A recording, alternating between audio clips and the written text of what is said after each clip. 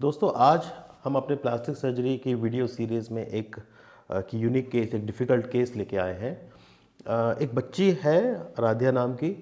ये अपने रिश्तेदारों के यहाँ गांव में खेलने गई थी और वहाँ पर वो जो चारा काटने की जो मशीन होती है, बच्चे वहाँ पर खेल रहे थे और खेलते खेलते वो जो घास के साथ बच्ची ने अपना हाथ भी उसमें दे दिया, जिससे उसकी दो उंगलियाँ कट गईं, कट के बिल्कुल अलग हो गई।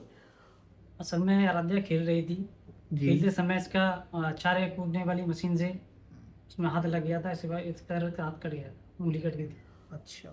उसके रिश्तेदार ने फिर जानकारी हासिल की कि कैसे क्या इसको जोड़ा जा सकता है कि या नहीं जोड़ा जा सकता है।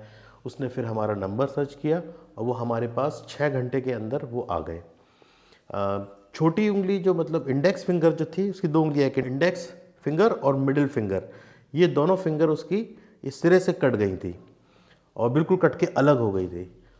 उन्होंने हमारा नंबर लिया, हमसे बात की, हमने कहा तुरंत इसको लेके आओ। और इसको लाने का भी एक तरीका होता है। फिंगर का जो टुकड़ा कट के अलग होता है उसको कुछ लोग बोलते हैं बर्फ़ में रख दो, उसको सीधा बर्फ़ में नहीं रखा जाता। हमने उन्हें समझाया कि उस टुकड़े को, जो उंगलियां का टुकड़ा है, उसको एक पॉलीथीन के अंदर रखें और फिर उस पॉलीथीन को बर्फ़ पे रखें। बर्फ़ से डायरेक्ट कांटेक्ट नहीं होना चाहिए उस फिंगर के टुकड़े का। उन्होंने हमारी बात को फॉलो किया और वो हमारे पास फटाफट लेकर आए।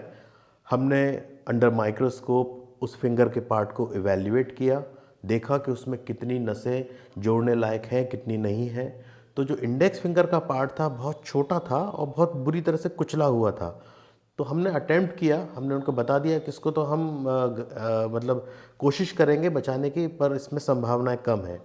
लेकिन जो मिडिल फिंगर का टुकड़ा था वो काफ़ी हद तक शार्प कट था, उसमें नसें भी काफ़ी अच्छी विजिबल थी। और फिर हमने उसका सर्जरी की। सर्जरी में लगभग 6 से 7 घंटे का समय लगा। सारी सर्जरी अंडर माइक्रोस्कोप मैग्नीफिकेशन में की जाती है, जिसमें कि हमें नसों की पूरी डिटेल्स अच्छे से हमें दिखाई दे।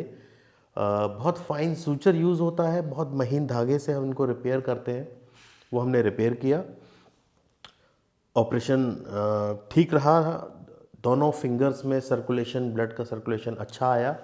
लेकिन आफ्टर 24 आवर्स जो इंडेक्स फिंगर का जो रीइम्प्लांटेशन किया था हमने टुकड़े का, उसमें थोड़ा कंजेशन हुआ। हमने दोबारा पेशेंट को ओटी में लिया, दोबारा उसकी सर्जरी अटेम्प्ट की और फ्लो हमने दोबारा चालू किया। लेकिन क्योंकि वो कुचला हुआ ज़्यादा था वो पार्ट इंडेक्स फिंगर का, तो आ, आगे फिर पोस्ट ऑफ डे में, थर्ड या फोर्थ पोस्ट ऑफ डे में, वो सर्कुलेशन मेंटेन नहीं हुआ। लेकिन मिडिल फिंगर में अच्छा सर्कुलेशन मेंटेन हुआ। आप जैसा देख सकते हैं फिंगर में अच्छा कलर है मिडिल फिंगर में, और अच्छे से उसमें ब्लीडिंग भी आई। और इस तरीके से हम इंडेक्स फिंगर को तो नहीं बचा पाए, लेकिन हमने मिडिल फिंगर को बचा लिया। तो यही मैं आप सभी को, जितने भी व्यूअर्स हैं, उनको बताना चाहूँगा। ऐसा कोई भी हादसा होता है बच्चों के साथ, बच्चे खेल में कर देते हैं, कभी उंगली इसमें दरवाजे के बीच में कुचल जाती है या आपके ऐसे चारा काटने वाली मशीन में आ जाते हैं। अक्सर मेरे पास ऐसे पेशेंट आते रहते हैं। तो इसमें पैनिक नहीं करना है, बच्चे को कुछ दर्द की दवा देके और उसको अच्छे से समझाएं, क्या नाम से कंसोल करें उसको, और ज़्यादा पैनिक नहीं करना है। जो फिंगर का जो टुकड़ा है उसको पॉलीथीन में रखें, उस पॉलीथीन को फिर आइस के इसमें बॉक्स में रख के और हमसे संपर्क करें।